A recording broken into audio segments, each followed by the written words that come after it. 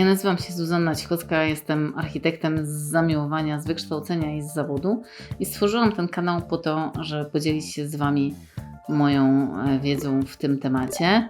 A dzisiaj temat, który ciągle sobie powtarzam, że nakręcę i ciągle nie nakręciłam, więc kręcę.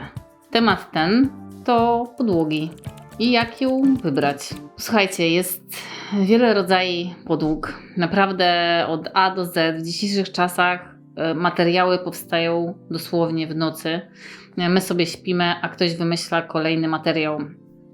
Więc pewnie jest jeszcze więcej niż ja wymienię, ale mam nadzieję, że to, co dla Was przygotowałam, pomoże Wam w wyborze podłogi, którą macie w domu. Dobrze, to zaczniemy od parametrów, na które warto zwrócić uwagę i które zastanówcie się, jak wyglądają u Was. Pierwszy parametr, nad którym należy się zastanowić, dotyczy tego, na czym kładziemy posadzkę. I tutaj myślę, że w stanie deweloperskim możecie przewinąć i iść dalej do przodu, jeżeli chodzi o parametry. Jeżeli macie mieszkanie z rynku wtórnego, koniecznie zastanówcie się, co macie na stropie.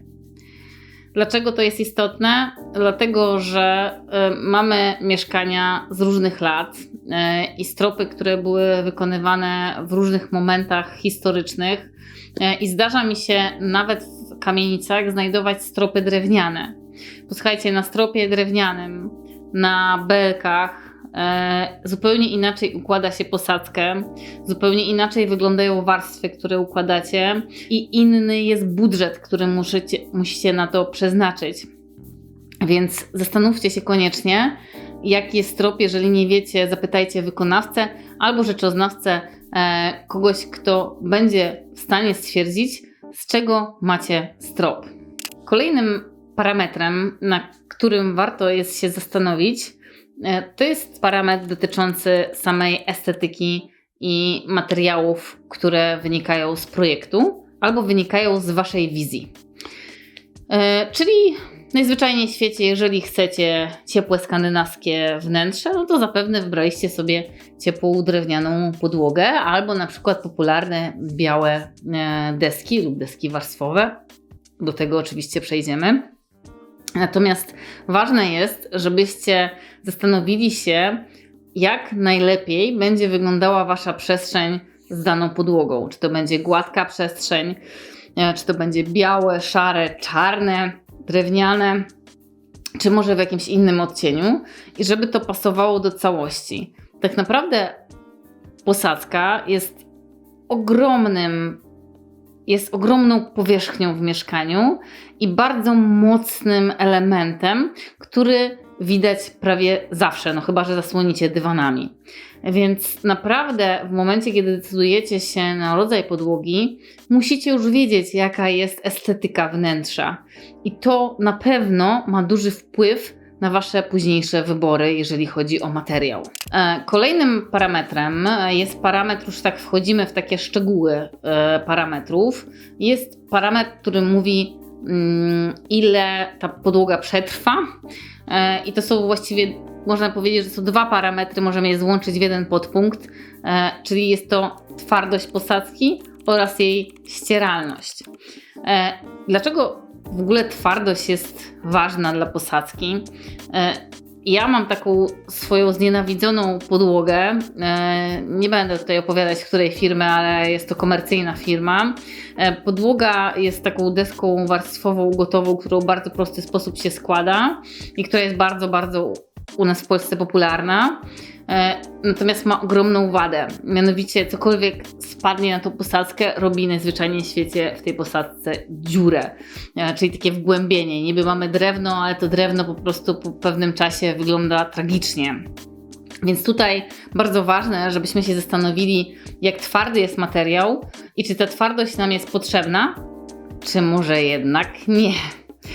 I tutaj zamieszałam Wam trochę, ale faktycznie jest tak, że czasami potrzebujemy miękkości materiału. Po co tą miękkość możemy chcieć? No na przykład dlatego, że chcemy, żeby nam się coś nie rozbiło, jak spadnie na podłogę. Oczywiście nie możemy tutaj kontrolować wszystkiego i grawitacja robi swoje, ale jeżeli macie taką tendencję do wywracania rzeczy na przykład w mieszkaniu i nie chcecie, żeby to się od razu rozbiło, to raczej trzeba unikać twardych materiałów, albo na przykład jeżeli chcecie uniknąć pewnych kontuzji, to też są pewne materiały, które mają pewną swoją miękkość i dzięki temu zabezpieczają na przykład przed upadkami, więc twardość jest bardzo istotna pod tym względem, natomiast ścieralność jest bardzo ważna pod względem eksploatacji tej posadzki, czyli jeżeli chodzimy po tej posadzce, jeżeli chodzimy, a czasami dzieci jeżdżą na przykład na jakichś rowerkach, czy wiecie, że po prostu macie tendencję do tego, że nie zdejmujecie butów, tylko wchodzicie do wnętrza w tej z powrotem i się nie interesujecie tym, co się stanie z podłogą, no to wtedy ta ścieralność, ten współczynnik ścieralności musi być wyższy, tak, żeby starczył dla Was i ochronił Was przed zniszczeniem tej podłogi. Kolejny parametr, bardzo ważny parametr, bo słuchajcie, to jest parametr odporności na wilgoć. I tutaj może Wam się wydać to banalne, ale tak naprawdę odporność na wilgoć to jest coś bardzo, bardzo ważnego, co nie dotyczy tylko powierzchni, na przykład w łazience, czy powierzchni, które są ewidentnie narażone na wodę, na przykład garaż. To też dotyczy na przykład wnętrza salonu, który ma wyjście na ogród. Ponieważ w momencie, kiedy będziemy chodzić w tej z powrotem z ogrodu, no to możemy coś mokrego wnieść do środka i wtedy warto się zastanowić, czy tej posadzki jakoś tam nie podzielić albo wydzielić, jeżeli chcecie mieć na przykład podłogę, która nie jest tak bardzo odporna na wilgoć, a macie ochotę nie chodzić w tej z powrotem ze szmatą albo nie chcecie, żeby szmata leżała Wam na wejściu do salonu. Odporność na wilgoć to jest także istotny parametr dotyczący pochłaniania tej wilgoci z powietrza, bo jeżeli mamy posadzkę na przykład drewnianą, to ona musi mieć pewną kondycję, zachować pewną kondycję we wnętrzu i często przy położeniu takiej podłogi dostajemy od wykonawcy całą listę rzeczy, którą musimy zapewnić podłodze, na przykład odpowiedni poziom nawilżania, wręcz czasami trzeba kupić po prostu nawilżacz powietrza, żeby utrzymać tą wilgotność. Więc odporność na wilgoć, ale także pobieranie tej wilgoci z przestrzeni wnętrza jest bardzo istotnym parametrem i naprawdę bardzo ważnym, jeżeli chodzi o wybór i o to, co potrzebujecie, no bo załóżmy, że nie jesteście osobami, które będą chodziły i w tej z powrotem dbały o to, sprawdzały wilgotność i dbały o tą podłogę, no to nie wybierajcie sobie podłogi, która tego wymaga, bo po prostu najzwyczajniej w świecie oszalejecie, a nie macie być niewolnikami domu. Tam ma Wam być dobrze, więc warto się zastanowić przez pryzmat tego, jacy Wy jesteście i co dla Was jest ważne. Kolejny parametr, bo wszystkie parametry są ważne w tej podłodze. Ten parametr jest o tyle ważny, że musicie wiedzieć, jak go używać. Chodzi o grubość. Czyli grubość tego materiału, z którego korzystamy. Dlaczego to jest bardzo istotne? Po pierwsze, bo każde wnętrze ma inne warunki i dobrze jest na przykład zobaczyć, czy materiał, który wybieramy, da radę umieścić w naszym wnętrzu, bo na przykład mamy wnętrze z rynku wtórnego i mamy posadzkę i wymyślamy sobie jakąś grubość taką, która spowoduje, że nie otworzymy na przykład drzwi wejściowych i będziemy musieli je wymienić albo podcinać. Bardzo ważna sytuacja. Albo na przykład wybieramy sobie dwie różne podłogi, na przykład jakąś terakotę plus podłogę na przykład winylową, która jest bardzo cienka, a terakota jest grubsza. I wtedy musimy dolewać posadzki na ich, tak żeby je wyrównać, no albo mamy taki centymetrowy na przykład uskok. Więc ta grubość jest szalenie istotna, żeby się zastanowić po pierwsze, jaka grubość u nas pasuje i czy faktycznie otworzymy drzwi, otworzymy okna i wszystko nam zadziała, ale także przy połączeniu podłóg. Czy te podłogi faktycznie będą na tej samej wysokości, czy będziemy musieli coś dolewać, bo no każde dolewanie będzie nasze koszty po prostu najzwyczajniej w świecie mnożyło. Cena, czyli Wasz budżet i tutaj Ja nie wiem, czy to nie jest w ogóle pierwsza rzecz, nad którą powinniście się zastanowić. Ja te parametry mam po prostu wypisane tak, jak mi przyszły do głowy, ale sobie myślę, że ja zazwyczaj pierwsze pytanie, które zadaję inwestorom, to jest, jaki mamy budżet na tą podłogę, ponieważ naprawdę podłogi mogą być bardzo rozstrzelone, te wartości, i możemy kupić podłogę za X, a możemy kupić podłogę za 20 razy X z metra kwadratowego. Więc tutaj bardzo istotne jest, ile chcecie wydać albo ile możecie wydać. I myślę, że zastanawiając się nad tym, ile możecie wydać, w bardzo prosty sposób wyeliminujecie niektóre rodzaje podłóg. Będzie to moim zdaniem najszybsza eliminacja i najprostsza, więc jeżeli tego jeszcze nie zrobiliście, zastanówcie się, jaki budżet chcecie przeznaczyć na podłogę i potem, jak będę o tych podłogach opowiadała, możecie sobie te, które Wam nie pasują, najzwyczajniej w świecie wyrzucić. Kolejny parametr, może już nie tak ważny jak cena, ale też moim zdaniem istotny, to jest parametr, który mówi o tym, jak łatwy jest montaż tej podłogi. Dlaczego to jest istotne? Bo może na przykład chcecie zamontować tą podłogę sami. Są pewne podłogi, których po prostu nie zamontujecie sami. Nawet jak jesteście super zdolni, bo trzeba mieć po prostu przeszkolenie danych firm, bo to są jakieś podłogi systemowe na przykład, albo podłogi, których naprawdę trzeba mieć wprawę, żeby położyć, albo technologia na przykład drewna, która wcale nie jest taka prosta, więc myślę, że tutaj to, kto to kładzie i jak łatwo się kładzie, jest bardzo istotną sprawą. W tym samym momencie, o którym mówię, o kładzeniu, też warto się zastanowić nad łatwością kładzenia ze względu na czas, który macie realizacji. Bo tutaj na przykład posadzka drewniana, lita, będzie dużo trudniejsza w położeniu, dużo więcej rzeczy trzeba zrobić, trzeba przywieźć drewno, trzeba je przez chwilę przytrzymać w domu, żeby ono trochę tej wilgoci nabrało, żeby ono pooddychało, potem trzeba ułożyć, potem trzeba zacyklinować, potem trzeba zalakierować i mamy bardzo, bardzo dużo procesu całego, który musimy wykonać, żeby tą posadzkę położyć. Natomiast panel przechodzimy klik, klik, klik i robimy. Parametr kolejny ekonomiczny, mianowicie gwarancja i trwałość podłogi. I tutaj może zacznę od trwałości, bo to też jest takie drugie pytanie, które zadaję bardzo często moim inwestorom, czyli jak długo chcą, żeby ta posadzka przetrwała. I może wydawać Wam się to dziwne, że zadaję to pytanie, ale ono mi bardzo dużo mówi, bo jeżeli klienci mówią, no my w tym domu zamierzamy mieszkać już na zawsze i ile będziemy tam mieszkać, no to wtedy bierzemy po prostu materiał, który jest bardziej trwały. Słyszę, że klienci będą mieszkać trochę krócej albo potrzebują tego mieszkania, potem będą na przykład sprzedawać albo coś będą z nim robić i wcale ta jakość na tym etapie nie jest taka ważna, no to wtedy automatycznie też odchodzą mi pewne rzeczy, które są ważne przy wyborze posadzki.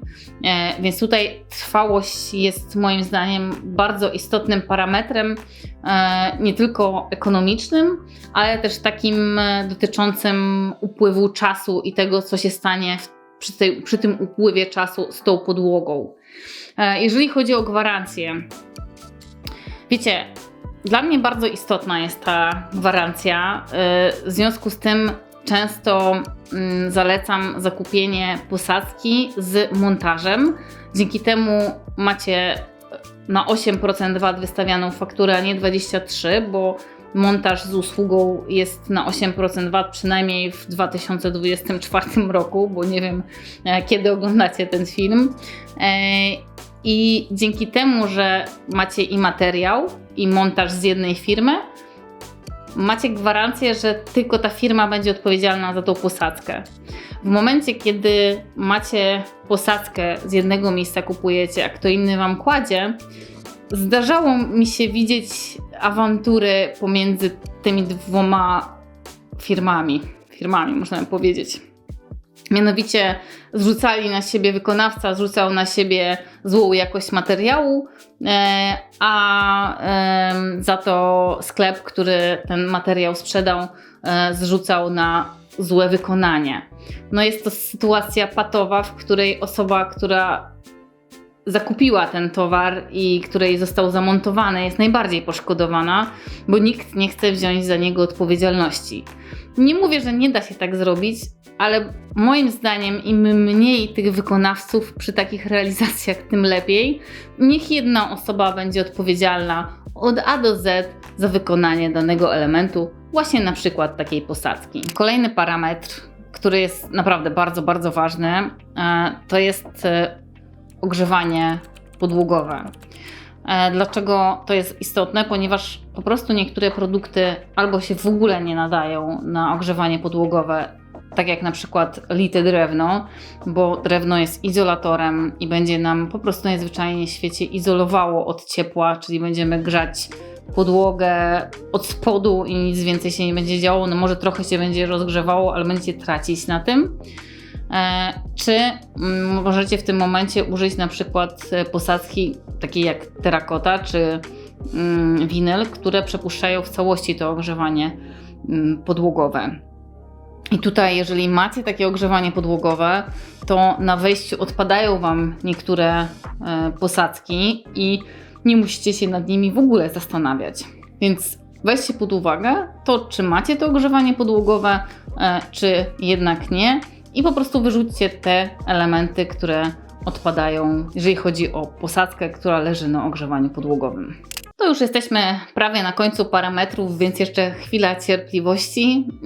Pamiętajcie o tym, żeby na końcu albo w trakcie, jak ja Wam mówię o parametrach, notować sobie, które z tych parametrów są dla Was najważniejsze. W ten sposób będzie Wam łatwiej wybrać w późniejszym czasie posadzkę, po tym jak Wam opowiem, jakie są materiały. Zostały nam parametry takie indywidualne, czyli cechy użytkownika i wytyczne użytkownika, czyli Was. I to są rzeczy, których ja nie jestem w stanie Wam powiedzieć. Wy musicie to spojrzeć przez własny pryzmat. Dam Wam przykład.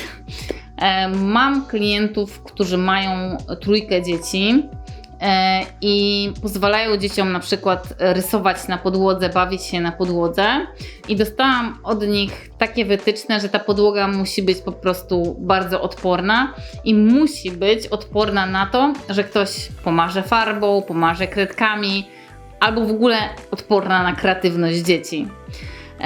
To mi zdeterminowało całą podłogę i od razu wiedziałam, z jakiego materiału skorzystamy, bo naprawdę nie jest dużo materiałów tak odpornych na rynku.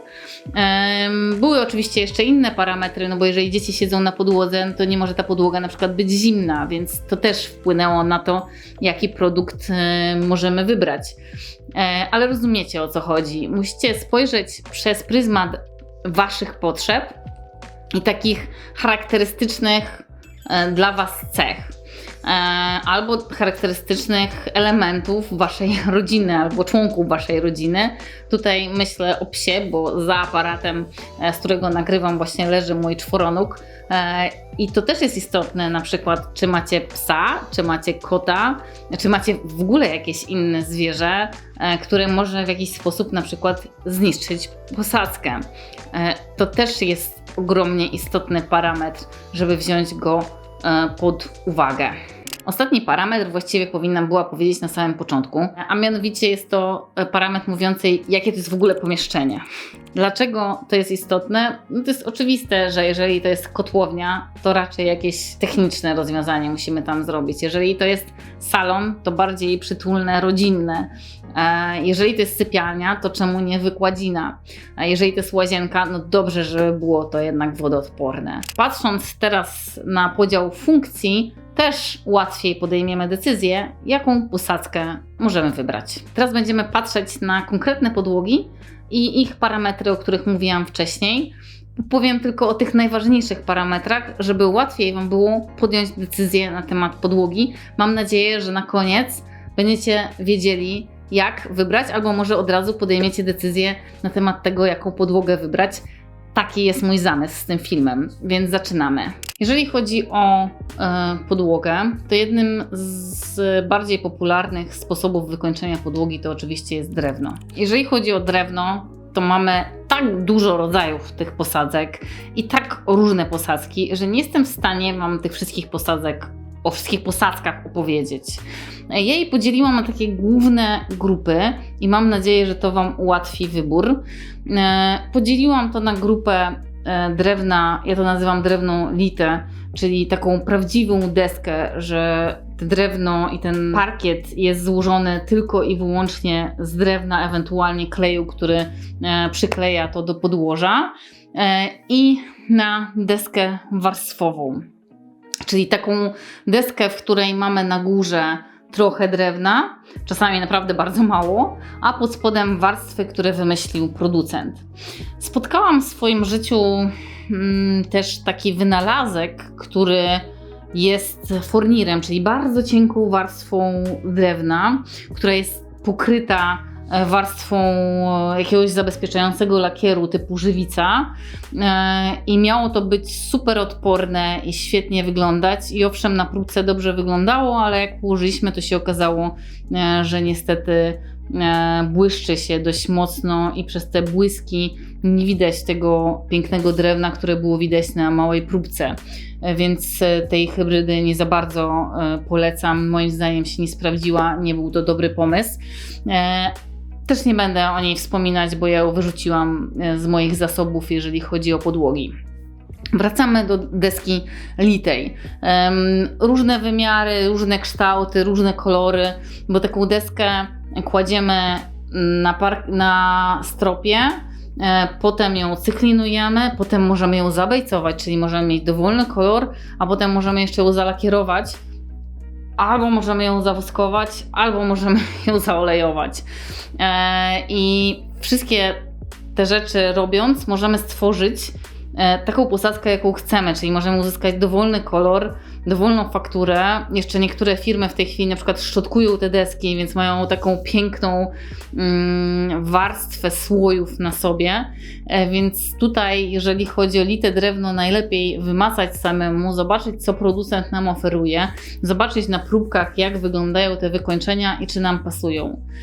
Dla kogo jest podłoga drewniana? Na pewno dla ekofanów. Na pewno dla osób, których to zdrowie jest ważne, bo to jest naturalny produkt. Oczywiście chemia, którą się kładzie klejów pod spód, też może być eko, ale trochę na pewno tej chemii jest. Ale sam produkt jest bardzo naturalny. Jest dla osób, które lubią klimaty skandynawskie albo klimaty klasyczne. Jest też dla osób, którym się bardzo nie spieszy z tą posadzką i z położeniem, ponieważ tak jak wspominałam, jest to efekt długotrwały, a także uważam, że jest to dla osób, które nie muszą mieć koniecznie pokazanego, jak coś wygląda, bo ten efekt podłogi nigdy nie będzie taki sam, bo to jest jednak żywy produkt, takie drewno, i nawet jak producent pokaże nam na małej próbce, to na dużej przestrzeni może to troszeczkę inaczej wyglądać, więc pamiętajcie o tym, że na takiej litej desce mogą się różne rzeczy zdarzyć. Może dziwnie bejca złapać kolor, może się gdzieś przebarwić, może coś nie wyjść tak, jak mieliście to w głowie.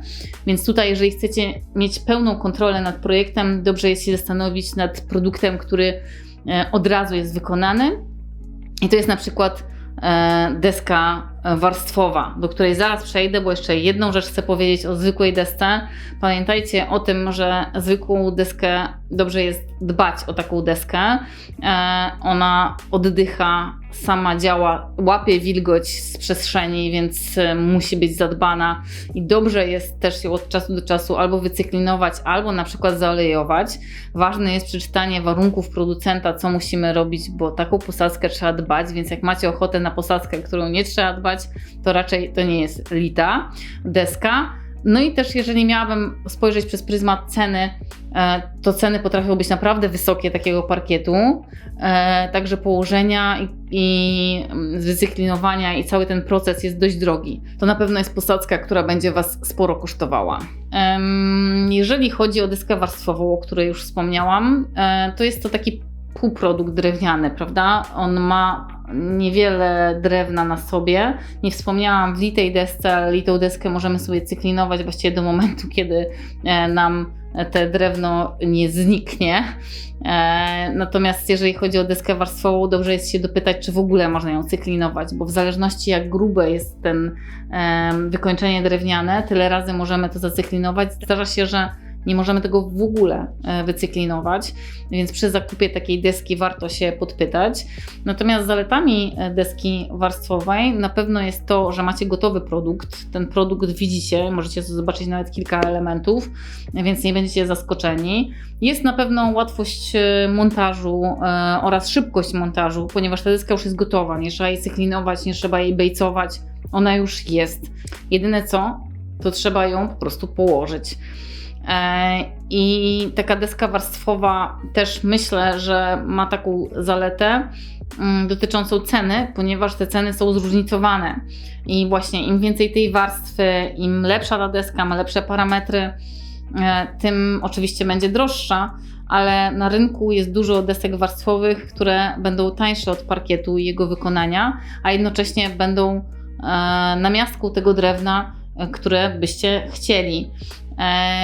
Jeżeli chodzi o same warstwy, nie zawsze one są w 100% naturalne, więc jeżeli interesuje Was naturalny produkt, warto się zapytać u producenta, z czego są zrobione warstwy, bo te warstwy każdy z producentów ma swoje i każdy z producentów ma najzwyczajniej w świecie inne.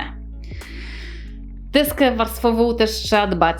Więc jest to produkt, o który trzeba dbać, trzeba też wybrać taką deskę, która jest w miarę trwała, bo może Wam się zdewaluować w czasie użytkowania, więc też ten parametr warto wziąć pod uwagę.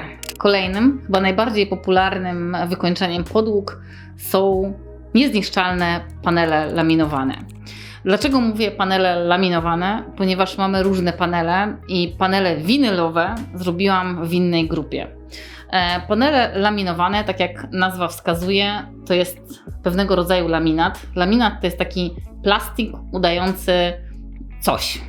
Tutaj akurat w tym przypadku laminat może udawać na przykład drewno, ale panele są też takie, które nie są drewniane, udają co innego. Więc nie musimy koniecznie robić paneli drewnianych, ale tak się przyjęło, że raczej są to panele drewniane laminowane, znaczy ala drewniane laminowane. To jest taki produkt, który na pewno jest produktem budżetowym, ponieważ panele nawet widziałam za 40 zł z metra kwadratowego i chyba taniej. Ale pamiętajcie o tym, że im tańszy panel kupujecie, tym moim zdaniem będzie sztuczniej wyglądał i tym gorszą jakość będzie miał.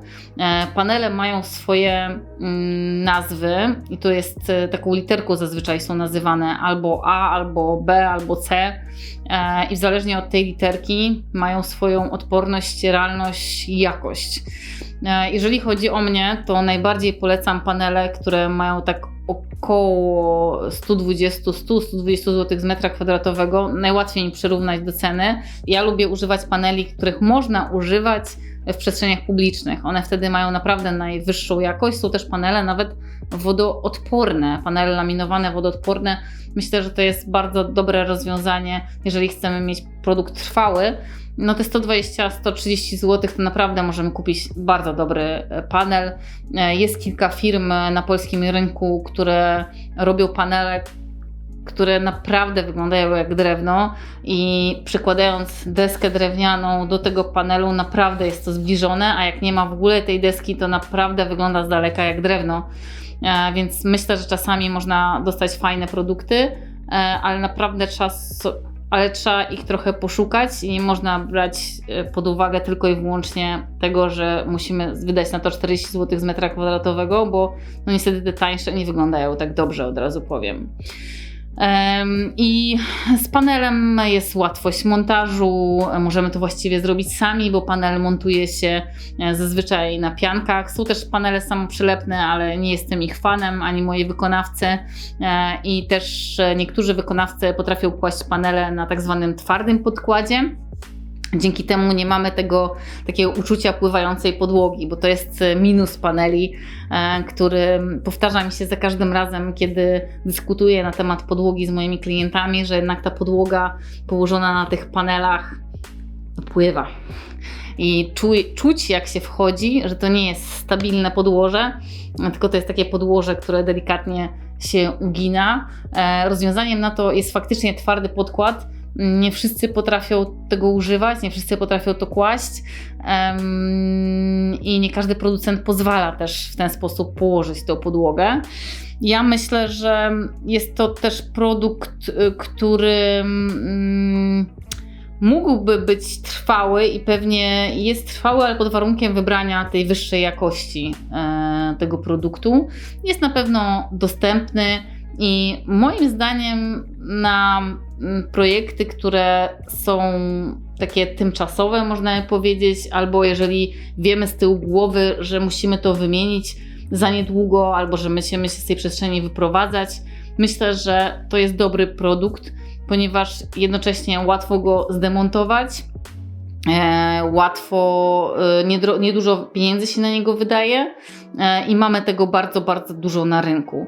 Więc jeżeli się nad tym zastanawiacie, ja myślę, że się nie bójcie. Ja też czasami używam w swoich projektach paneli i naprawdę dobrze to wychodzi. Kolejny produkt to jest produkt, który pojawił się niedawno na naszym rynku i podbił serca Polaków z tego co widzę, bo bardzo często mnie klienci o niego pytają i bardzo często zaczęłam go używać, mimo że uwierzcie mi, uwielbiam drewno i powiedziałam, że nigdy nie będę używała plastiku, a mimo to znalazłam rozwiązanie na panel winylowy, czasami nazywany przez producentów po prostu LVT.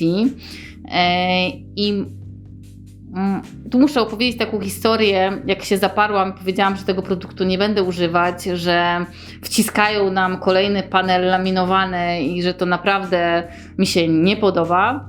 I doszłam w pewnym momencie z jednym projektem do ściany, ponieważ nie miałam czego użyć na podłogę ze względu na tą wysokość, o której Wam wspominałam w parametrach. Miałam po prostu drzwi wejściowe i nie byłam w stanie wyrzucić posadzki, przynajmniej klient założył, że nie chce wyrzucać posadzki.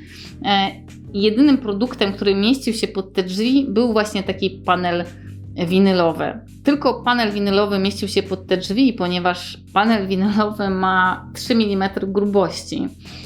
Oczywiście możemy mieć te panele w kosteczkach albo możemy mieć rozwijane z rolki. Ja zazwyczaj używam te panele w takich plastrach, można by powiedzieć, ale dalej one są bardzo, bardzo cieniutkie. Co jest fajnego w tych panelach winylowych, nie tylko ta grubość, ale także to, że jeżeli wylejemy na istniejącą wylewkę bardzo cienką warstwę, na przykład mamy posadzkę gresową i nie chcemy jej wykuwać, to jeżeli wylejemy taką cienką warstwę masy, to możemy spokojnie położyć ten winyl i nie musimy tego wszystkiego skuwać. I dokładnie taką sytuację miałam i właściwie nie miałam wyboru, został mi tylko ten panel winylowy, więc wybrałam ten panel winylowy i wiecie, prawie się popłakałam w związku z tym, że muszę go w ogóle użyć, bo mówię, jak to jest możliwe, żebym ja taki plastik używała we wnętrzu, no bo panel winylowy tutaj dla ekofanów to jest zwykły plastik, więc musicie się zastanowić, czy chcecie żyć z plastikiem na podłodze. Ale znalazłam firmę, z której jestem super zadowolona i do tej pory robimy razem posadzki, która ściąga panele winylowe wysokiej klasy, które wyglądają super.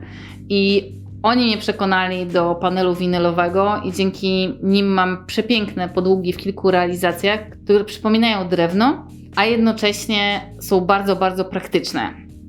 Dlaczego? Ponieważ winyl, tak jak wspominałam, to plastik i to jest ogromnie odporny materiał.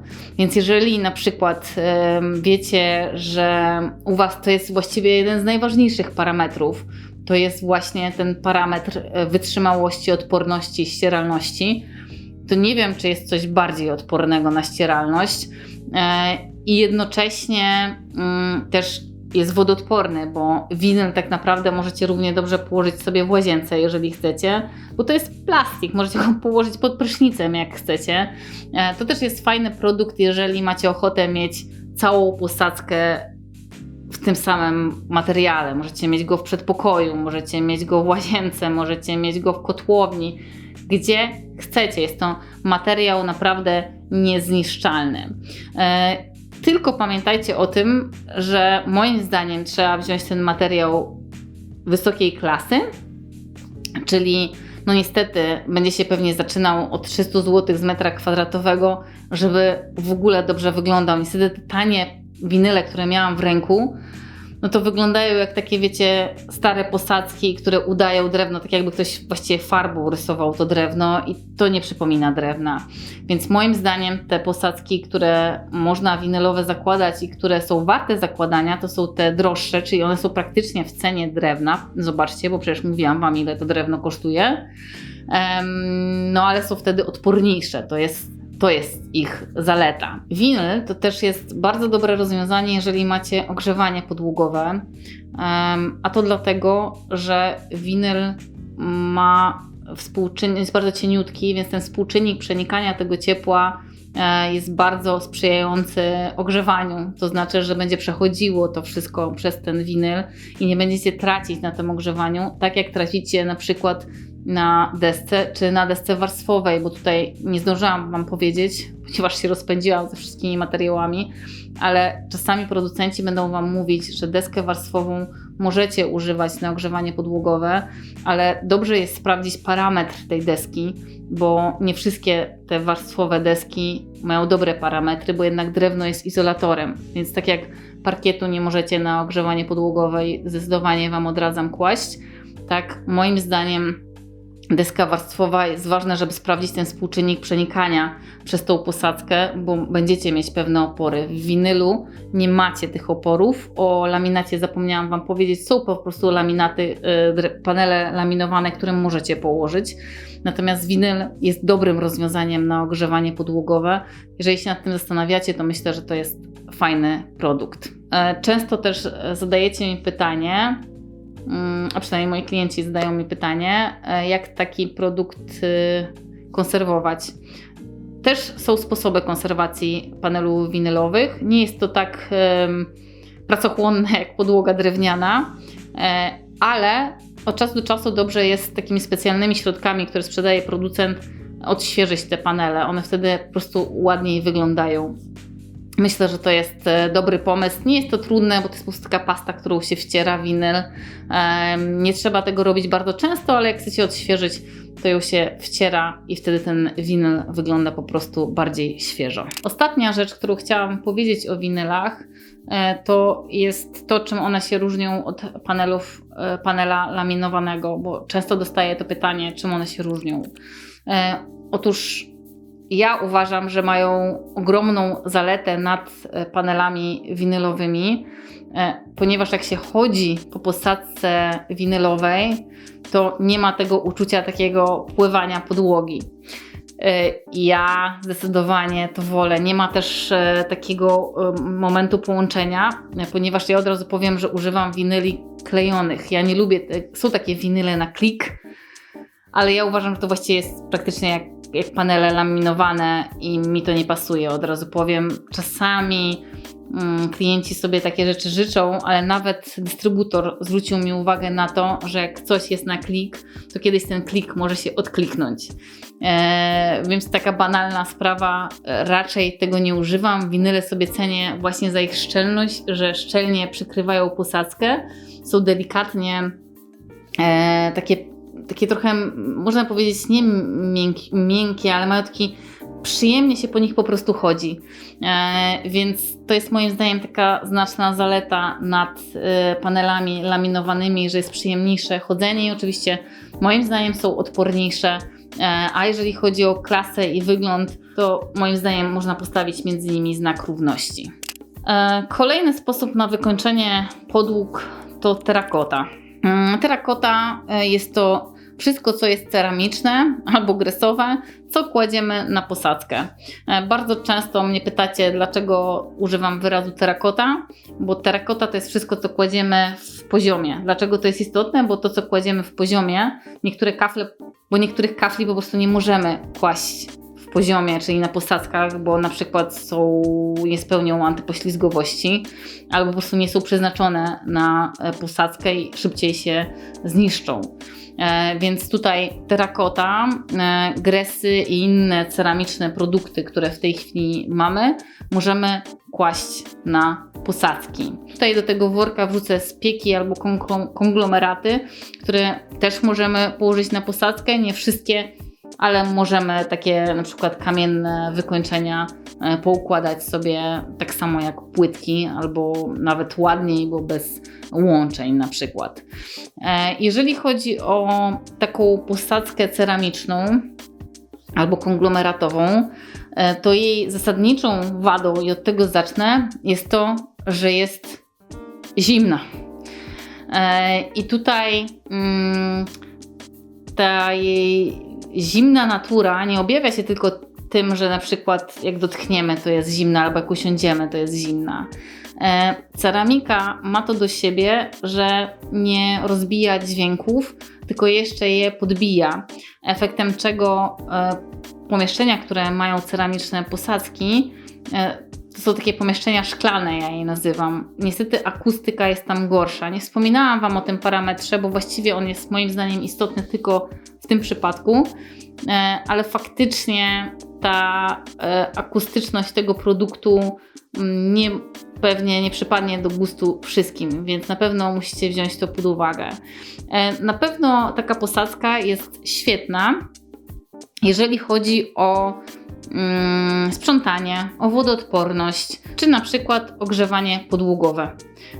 Bo na takiej posadzce znowu, tak jak na winylu, nie będziecie tracić na przenikalności, bo taka posadzka w pełni wykorzysta możliwości Waszego ogrzewania. Jeżeli chodzi o cenę, to tutaj jak myślicie, że będzie taniej i lepiej, to nie, bo tutaj zarówno wchodzi w grę to, że musicie ułożyć tą posadzkę, bo układa ją osoba odpowiedzialna za kafle, bo musi ją przykleić, dociąć, ułożyć i to trwa wszystko, więc jeszcze do tego policzy Was za to pewnie sporo. Plus dochodzi koszt samego materiału. No, płytki tutaj możemy mieć znowu od kwoty X do pewnie 20 albo 30X, więc konkretnej kwoty Wam nie podam, ale raczej to nie jest rozwiązanie tanie. Jakbym miała oscylować, to rozwiązanie to pewnie będą koszty, no myślę, że od 150 zł, zależnie ile na kafle wydamy, około 150 zł w górę, ale raczej jeżeli będziemy chcieli mieć coś lepszej jakości, coś co lepiej wygląda i lepszego wykonawcę, raczej to może nawet dojść do 300 zł z metra kwadratowego, czyli prawie wchodzimy w posadzkę drewnianą. No przy czym posadzka ceramiczna będzie bardziej odporna i długotrwała.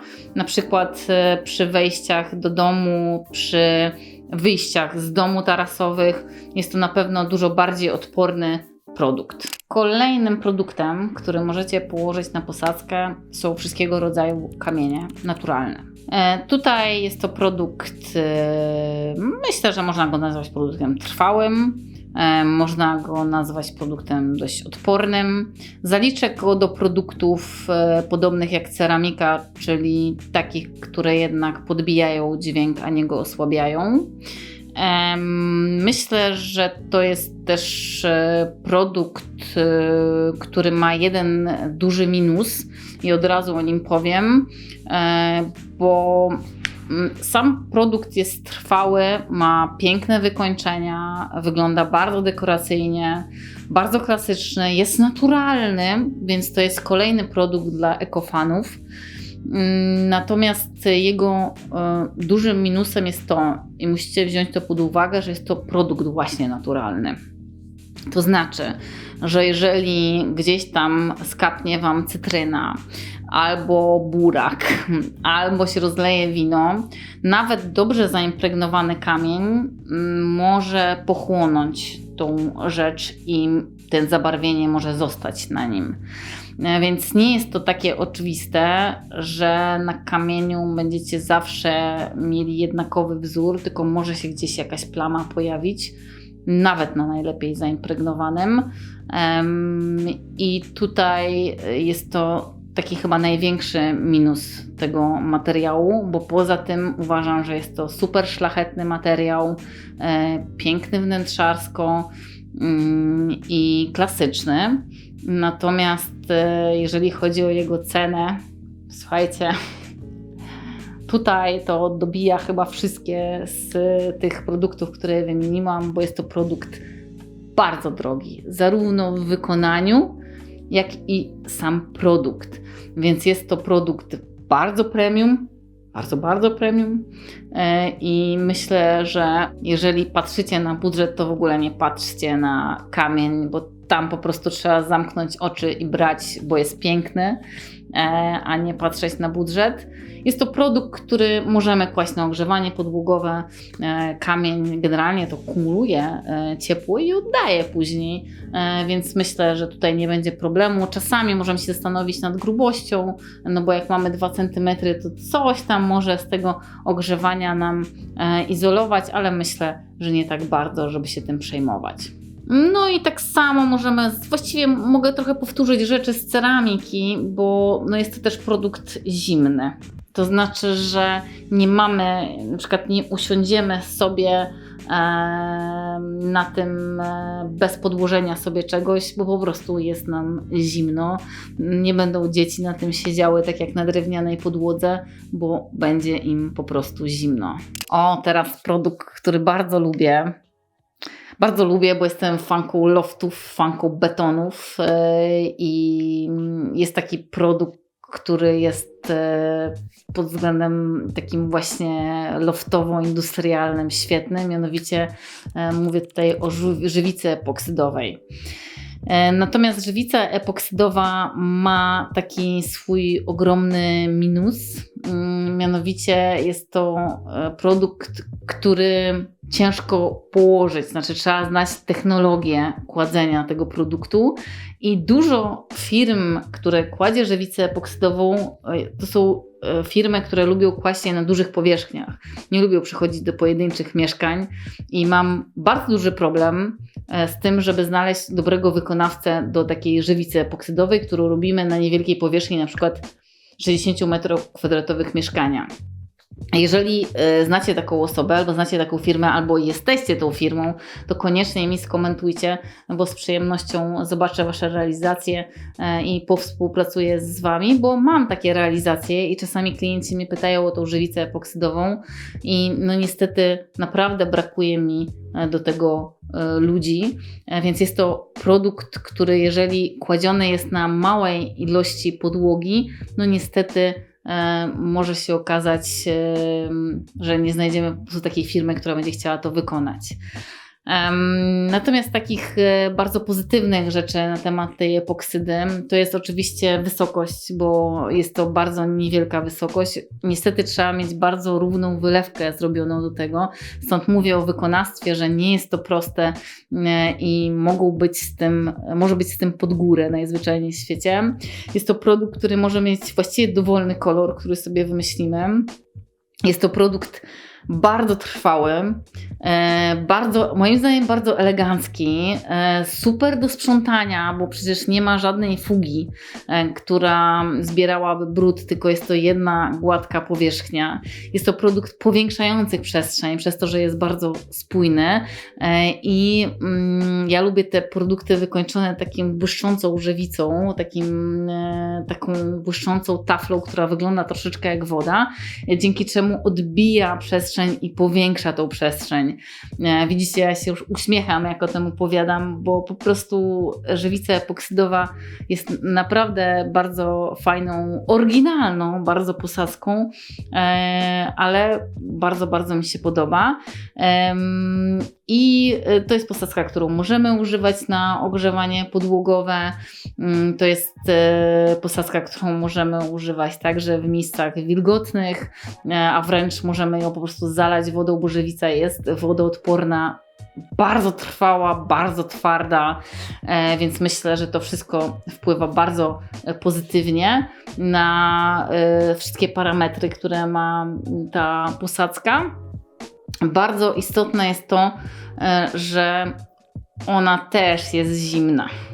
I ona nie tylko jest zimna pod takim względem siadania na niej, chodzenia bosą stopą, no ale niestety też tego odbijania dźwięków. Może nie jest to aż tak bardzo jak przy tych szkliwionych elementach, czyli ceramice i wszystkich ceramiczno-podobnych produktach, ale ma te takie parametry, które rozbijają dźwięk, znaczy nie rozbijają dźwięku, więc warto wziąć to pod uwagę. No i nie każdy lubi taki efekt, ten, z którego powodu ja się uśmiecham, nie każdy będzie się uśmiechał, bo niektórzy wolą mieć ciepłą, drewnianą, przytulną podłogę, a nie taką wręcz sterylną, na przykład białą, sterylną, szarą albo w dowolnym kolorze, ale dalej moim zdaniem sterylną posadzkę.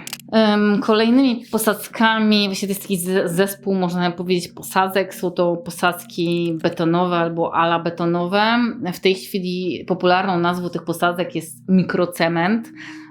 To są takie posadzki, które przypominają nam beton. Też jeden z moich ulubionych wykończeń, no bo lubię industrial, więc nic dziwnego, że lubię. Sama akurat się patrzę tak ukradkiem w tą i tą stronę, bo sama w domu mam posadzkę betonową. Ja akurat mam posadzkę betonową klasyczną. Wiecie, w tej chwili to nie namawiałabym Was na coś takiego, bo pewnie koszt tego byłby ogromny, ponieważ moja posadzka była zacierana na wilgotno, to jest tak zwany zacierany beton, dzięki czemu mam faktycznie, fizycznie beton w domu, który jest taki wygładzony. Ale ta posadzka właściwie w tej chwili to chyba nikt już tego nie robi i zamiast tego został stworzony taki produkt, nazywa się mikrocement, który możemy kłaść na posadzkę, właściwie na wierzch posadzki betonowej, bardzo niewielką warstwę, którą później też trochę impregnujemy. Żeby była wodoodporna, żeby była odporna na plamy i wiele różnych produktów możemy położyć, które ją na przykład zaimpregnują. Taka posadzka na pewno wygląda ciekawie. Jeżeli macie ochotę na beton, to jest to fajne rozwiązanie. Nie ma fug, więc jest łatwa w utrzymaniu czystości.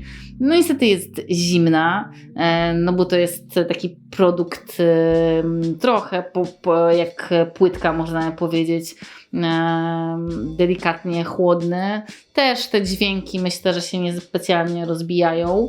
Natomiast jeżeli chodzi o sam produkt, to od razu Wam powiem, że kładłam go niewiele razy, ale mam pewne wątpliwości co do tego produktu. Może je rozwiejcie, jeżeli jesteście producentami na przykład mikrocementu, koniecznie skomentujcie, bo ja niestety mam takie doświadczenie, że po pierwsze ten mikrocement nie jest łatwy w położeniu, więc na pewno koszty tego produktu będą wyższe. Tutaj nie wspomniałam, przepraszam Was bardzo, czasami pędzę z różnymi podsumowaniami. Nie wspomniałam o żywicy. Słuchajcie, żywica jest drogim rozwiązaniem moim zdaniem, bo myślę, że nie da się położyć żywicy poniżej 350 zł z metra kwadratowego. Jeżeli da się, skomentujcie, też z chęcią zobaczę, ale z mojego doświadczenia wynika, że się nie da.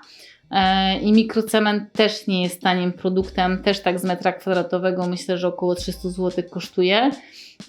I z tych minusów, które spotkałam przy kładzeniu mikrocementu, to jest to, że zdarzyło mi się, że mikrocement już po położeniu, po zaimpregnowaniu po prostu najzwyczajniej w świecie pękł. Powiem Wam szczerze, że stało się to też z żywicą, ale okazało się, że była źle położona, nie miała dylatacji. Natomiast mikrocement był położony zgodnie z wytycznymi, a mimo to pękł.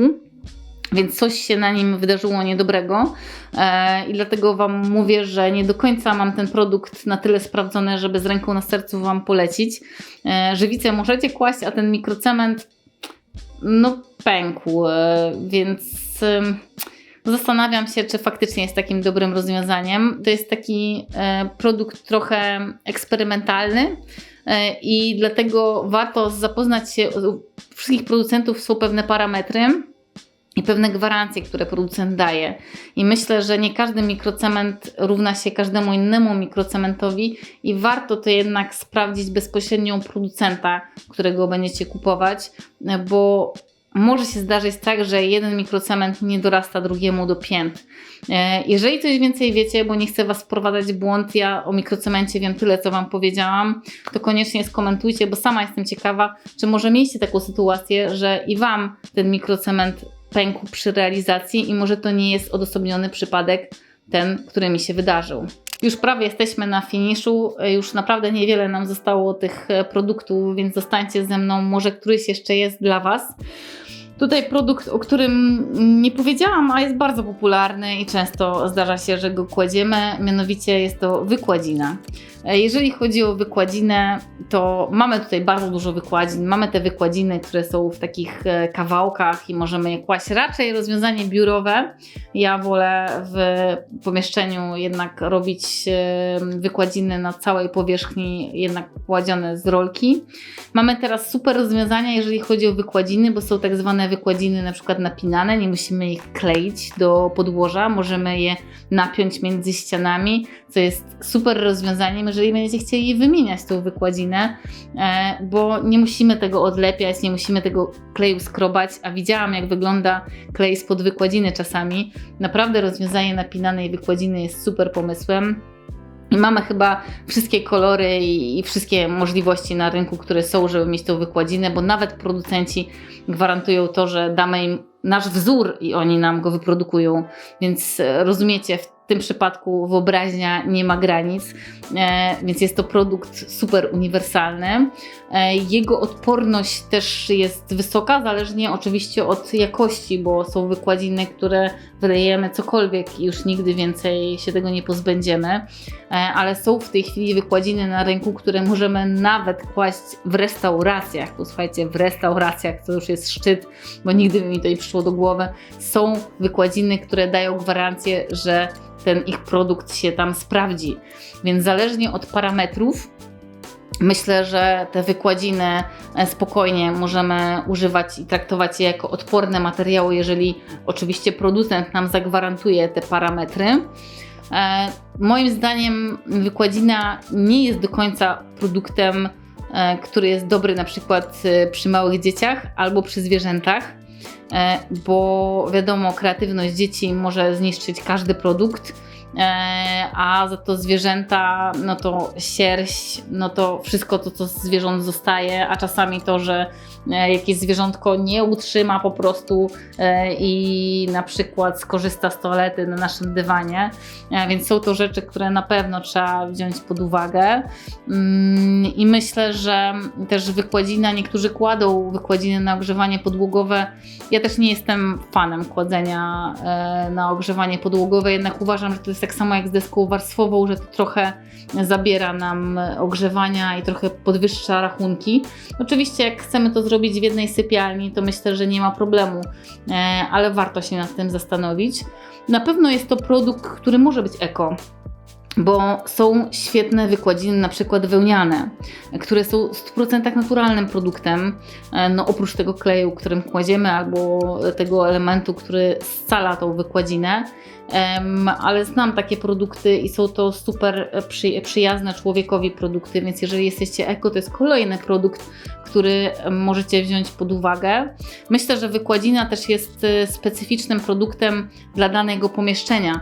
Zwróćcie uwagę, że tak nie często używałam tego parametru z pomieszczeniami, a tutaj zwracam uwagę na to, bo na przykład sypialnia jest idealna na taką wykładzinę, sypialnia, garderoba taka połączona, że wiecie, wychodzimy z tego łóżka, stajemy na takiej miękkiej posadzce i jest super. Więc tutaj charakter pomieszczenia jest ważny, bo nie wyobrażam sobie zrobić na przykład wykładziny w kotłowni albo w garażu, prawda? No już abstrakcyjne rzeczy wymyślam, ale rozumiecie, o co chodzi. Jednak ten parametr pomieszczeń jest bardzo istotny. Ważna jest też na przykład wilgoć i odporność na wilgoć, bo nie wszystkie te wykładziny są odporne na wilgoć. No i przede wszystkim istotne jest to, jak Wy chcecie, żeby to wnętrze wyglądało. Taka wykładzina może spełnić każdą Waszą zachciankę. Jeżeli chodzi o koszty związane z wykładziną, to myślę, że zaczynamy w takich kwotach jak laminaty, panele laminowane, a potem idziemy w górę i tutaj nie ma końcówki. Myślę, że około 300 zł, 400 zł z metra kwadratowego, jak wydamy na taką wykładzinę, to będzie bardzo dobra wykładzina.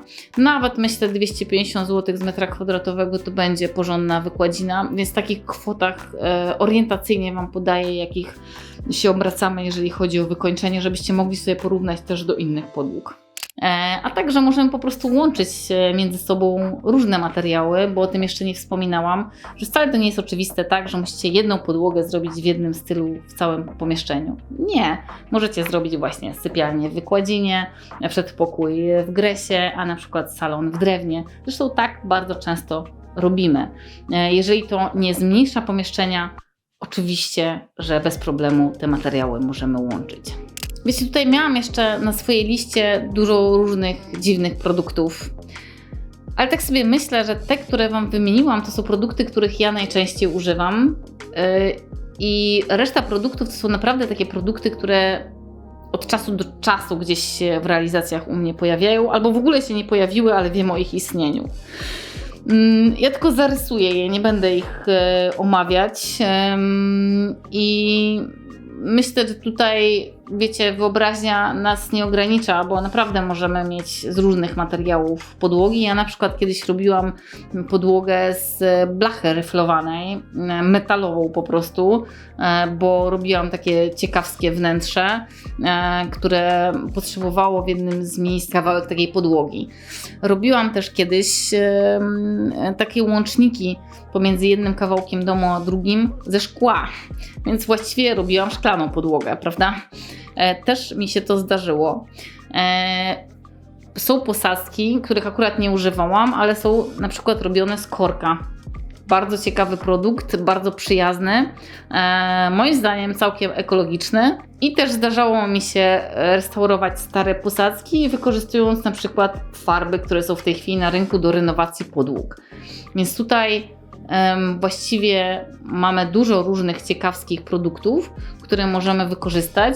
Pamiętajcie tylko, żebyście tutaj akurat pomyśleli o praktyczności tej posadzki, bo na przykład ta metalowa posadzka, którą zamontowałam, to była posadzka, którą zamontowałam singla i osoby, która wiedziała, z czym to się wiąże.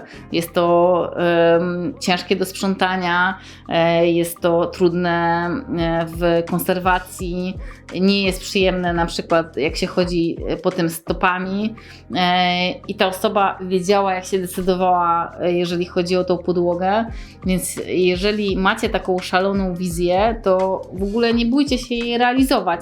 Ja na przykład w tej chwili robię sobie posadzkę ze sklejki liściastej w moim domu, ponieważ mam taką część budynku, która przechodzi potem schody, które chciałam, żeby były siedziskiem i chciałabym, żeby były też częścią mebla, a meble spokojnie są z takiej sklejki robione. Takie rzeczy można robić, ale naprawdę tutaj trzeba poeksperymentować. Tak jak ja robię posadzkę trochę eksperymentalnie, czyli wymyśliłam sobie, jakie mają być warstwy, jak to ma być przymocowane, tak jakąkolwiek sobie wymyślicie, dobrze jest jednak przeanalizować pod względem takiej funkcjonalności, pod względem tego, jak to się będzie zachowywało w przyszłości.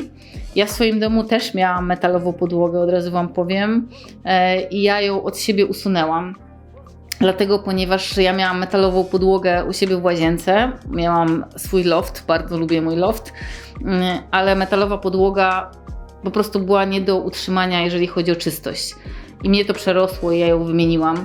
Więc teraz patrzę z perspektywy i sobie myślę, że jeżeli się decydujecie na coś ekstremalnego, to nie bójcie się. Ja lubię takie pomysły, ale pamiętajcie zawsze o swoim charakterze i o tym, czy się nie będziecie w tym po prostu najzwyczajniej w świecie źle czuć.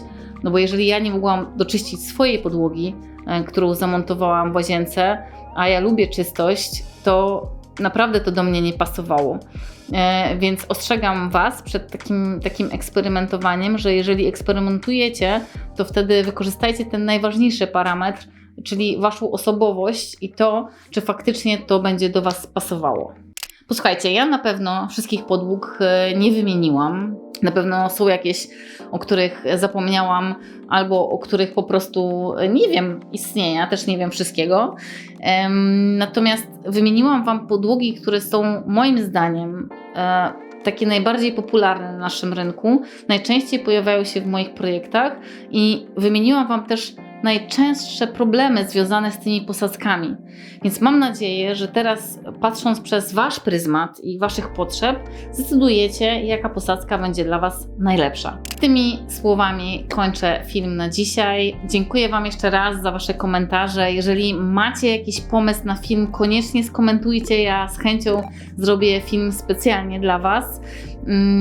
Jeżeli Wam się podoba mój kanał, subskrybujcie, wciśnijcie kciuka w górę. Słuchajcie, mi to bardzo pomaga.